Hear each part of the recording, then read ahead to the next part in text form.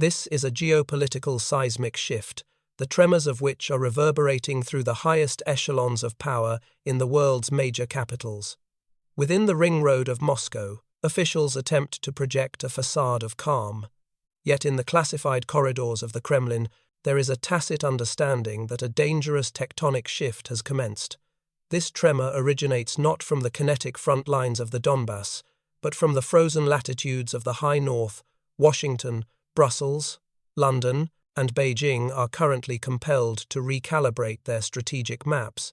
Is this phenomenon merely a temporary tactical misstep by the Russian Federation, or is it the definitive signal that the established power order in the Arctic is disintegrating before our eyes? While Vladimir Putin remains fixated on redrawing the borders of 20th-century maps in Eastern Europe, he has inadvertently forfeited the greatest strategic prize of the 21st century. This loss was not sustained on the battlefields of Ukraine. The true strategic hemorrhage is occurring thousands of miles away, in the Arctic Ocean. For the Kremlin, this region represents far more than ice and territorial waters. It constitutes Russia's future sovereign treasury, a reserve estimated at nearly $25 trillion in unexploited hydrocarbons and rare earth elements. Dormant beneath the polar ice cap, on the surface lies a single maritime artery with the theoretical potential to revolutionize global commerce. This was intended to be Moscow's super project, designed to eclipse the two logistical lifelines of the 20th century, the Suez and Panama canals.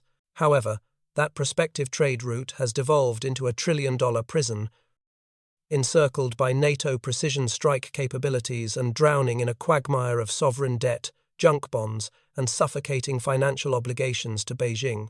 For 3 centuries, the Tsars, followed by the Soviet Politburo, and now the modern Russian Federation, have been obsessed with the geostrategic imperative of reaching warm seas, specifically the Black Sea and the Mediterranean.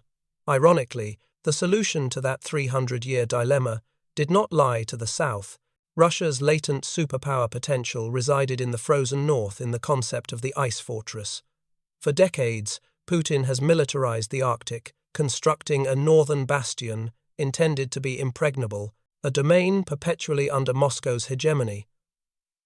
On the Kremlin's strategic projections in 2021, this maritime domain was explicitly color-coded as a Russian lake, then.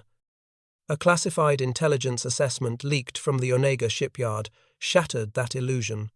A single document was sufficient to trigger a political earthquake within Moscow's power vertical, transmuting a centuries-old imperial dream into a logistical nightmare. Vessels vanished from procurement lists or suffered critical sustainment failures, and the route was effectively frozen both physically and commercially. While the Russian army bled to capture tactical settlements in the south, Putin was on the precipice of losing the definitive geopolitical prize of the century, the hegemony of the Arctic Ocean. To fully comprehend the magnitude of this strategic forfeiture, one must interrogate the geology. What lies beneath the ice? The Middle East of the future is no longer defined by deserts, but by polar ice sheets. The transition to a war economy has cannibalized Russia's industrial base. Every centimeter of mud gained in the southern theater represents the opportunity cost of losing an entire ocean in the north. Russia's $15 trillion potential has been effectively leveraged into a $5 trillion deficit on the balance sheet of the future.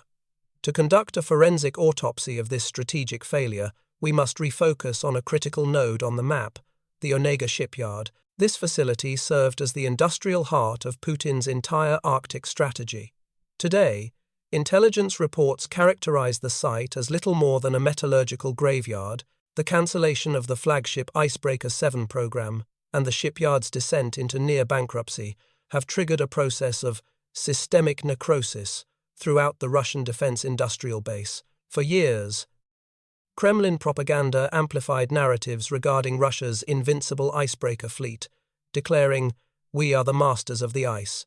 However, when the gantry cranes at Onega fell silent, the entire narrative of import substitution and domestic self-reliance collapsed. The harsh reality exposed is that Russia's Arctic vision relies on a technological life support system that is 80% dependent on Western intellectual property and hardware. The azimuth thrusters required to propel icebreakers through pack ice are French-designed. The marine propulsion engines are of Finnish origin. The navigation suites, radar arrays, and sensor fusion systems are sourced exclusively from European and Western partners. When the conflict in Ukraine erupted, the West severed this technological lifeline. France halted propulsion deliveries. Finland ceased engine exports. Russian naval engineers were left stranded in freezing workshops, staring at lifeless hulls of steel. Substitute components sourced from China fractured in the Arctic sub-zero environment, structurally unable to withstand the pressure. Consequently, the Icebreaker 7 was scrapped in its entirety. Without nuclear and conventional icebreakers, the Northern Sea route remains impassable during the winter season. When that artery is severed, the vision of utilizing the Arctic to bridge trade with Asian markets evaporates. Russia is effectively trapped within its own territorial waters. The paralysis of Russian shipyards triggered a kinetic domino effect. The first domino to fall was the viability of the Northern Sea route itself. Geographically, the NSR represents a revolutionary logistic vector. Russia's ambition was not merely to break ice, but to break the strategic chokehold of global trade, namely, the dependence on Suez and Panama. The metrics are compelling. Compared to the Suez Canal, the NSR reduces the Asia-Europe transit distance by 40% from roughly 21.0 kilometers to 12.800 kilometers. This translates to a 30% reduction in fuel consumption and a 15-day acceleration in transit time. Against the Panama Canal on Pacific routes, the NSR offers similar advantages. In the world of logistics, this efficiency is the holy grail. For China, this route represented the Polar Silk Road, a strategic hedge against the risk of a U.S. naval blockade in the Strait of Malacca and instability in the Middle East. For Russia, it promised billions in annual transit fees and unique geopolitical leverage. Vladimir Putin established a directive to increase cargo throughput to 80 million tons by 2024, positioning the NSR as a peer competitor to global canals. Today, that ice highway has collapsed. Maritime insurance follows a simple rule. If the route is not secure, trade ceases. An Arctic passage devoid of icebreaker escort is a gamble corporate logistics giants will not take. To understand the rapid mortality of this dream, one must look beyond Onega to the industrial centers of Yaroslavl and St. Petersburg. Leaked reports reveal the human cost of this collapse. In Yaroslavl, a critical hub for engine manufacturing, the workforce has gone unpaid for months. While the federal budget is hemorrhaged into the defense sector for tank production, the civilian shipbuilding industry and its supply chain are being bled dry. The most humiliating symbol of this industrial suicide occurred in St. Petersburg. A vessel touted as the paragon of Russian superpower ambition sank within the harbour in August, not due to a storm, but due to incompetence while still under construction. The causality is clear. Skilled labour was mobilized to the front lines, leaving a skeleton crew of unpaid workers who bypassed safety protocols in the name of accelerated delivery. In this context, the fleet contraction dropping to 41 vessels due to attrition and lack of spares was inevitable. Russia's shipbuilding capacity is functionally dead. The project, once heralded as the nightmare of Western logistics, has become a laughingstock due to industrial impotence. Global shipping conglomerates will not entrust trillion-dollar cargoes to vessels hastily assembled by an impoverished workforce. Insurance underwriters, witnessing Russian hulls sinking at the pier, view the promise of a safe route with derision. The war economy has squeezed the production machine until the civilian maritime sector imploded. The chain of failure from Onega to St. Petersburg has obliterated Russia's potential to offer an alternative to Suez. So, who has filled the vacuum? Enter the second and more dangerous domino: energy exports. Russia's massive LNG projects, such as Arctic LNG 2 on the Yamal Peninsula, were predicated on the viability of the NSR. Extraction is insufficient. One requires specialized ice-class carriers for transport. However, South Korean shipyards halted deliveries under sanctions. Russian yards lack the technological competency to produce these vessels. Consequently, gas is extracted but stranded, becoming dead stock, with no path to market, choking Russia's revenue streams.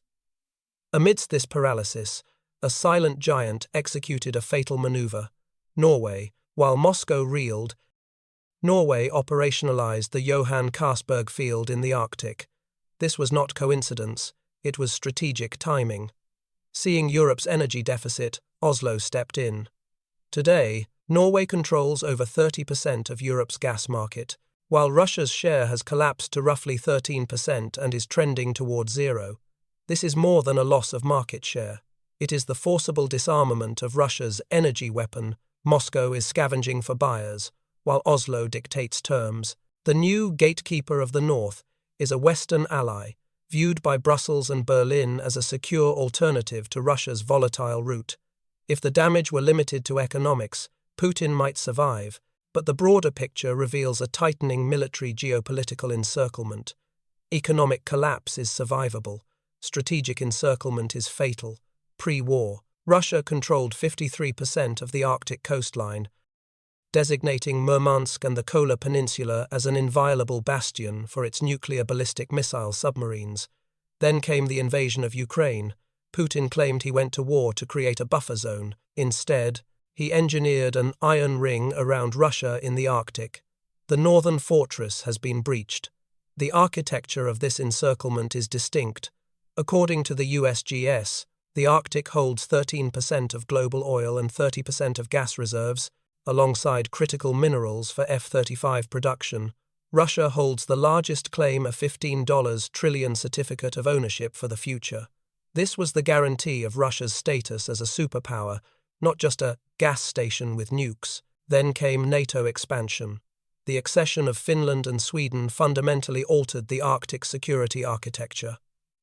The Arctic Council, once balanced, is now dominated by NATO members, 7 against 1. The Arctic Ocean has effectively become a NATO lake. Murmansk, the nuclear heart of Russia, is now situated within a kill box. Norway and Finland apply pressure from the landward flank, while US and British naval assets patrol the maritime approaches. Russian submarines are now tracked by NATO's integrated sonar networks from the moment they leave port. The apex predators of the ocean have become the prey in their own backyard. Simultaneously, the North American bloc, the US and Canada, moved to secure their sectors. Donald Trump's interest in Greenland, once ridiculed, is now recognized as strategic foresight. Greenland is North America's unsinkable aircraft carrier. Modernization of Thule Air Base ensures early detection of northern threats. Canada declared the Northwest Passage internal waters and coordinated with the US to upgrade NORAD. There are no blind spots left. Most dangerously, the US Air Force has permanently deployed F-35 squadrons to Alaska, placing Russia's eastern flank within striking range. Washington and Ottawa are circling like vultures, ready to occupy the strategic void left by Russia. NATO locks the Western Gate. The US aims its weapons from the east. But the most humiliating blow comes from Beijing, the so-called unlimited partner. This is diplomatic checkmate. China is no ally. Beijing is a predator awaiting the weakening of its prey. The geo-economic trap is set. China acts as the high-interest creditor to an exhausted Russian client. China has defined itself as a near-Arctic state, gradually penetrating the region. Isolated by the West, Russia has only one door left open: Beijing. Russia is forced to charter Chinese vessels to transport goods within its own exclusive economic zone. Sovereignty has been transmuted into leases, concessions, and mortgages. China extracts Arctic resources at distressed prices 30–40% below market value. Russia is devolving from a strategic partner into a resource colony. Ports and mineral rights are being transferred to Chinese entities. The northern territories defended for 300 years are being liquidated piecemeal. Fleeing NATO's encirclement, Putin has walked directly into the dragon's maw. This is not cooperation, it is a debt trap squeeze. The cumulative cost of this bankruptcy chain is horrifying. Of the Arctic's estimated $25 trillion value, Russia's share has plummeted from a dominant 80% to below 50% and falling. In 3 years, factoring in project cancellations and distressed sales to China, approximately $5 trillion of Russia's future wealth has evaporated. The Arctic, designed as Russia's future, has become a frozen prison where resources are exploited by foreign powers. Putin, obsessed with 20th century land wars, has lost sight of 21st century geoeconomics. Every inch of mud in Ukraine cost an ocean in the north. The $15 trillion potential is now a $5 trillion deficit. Onega is a graveyard. The northern fortress is a ruin. This capital should have funded pensions, military modernization, and national sovereignty. Instead, it is crushed under the ice. History may record the Ukraine war not just as a regional conflict, but as the event where Russia's future was frozen and slowly died. In this picture, who truly dictates the world order and who pays the ultimate price? What are your thoughts on the cost Russia and the world is paying? Share your perspective.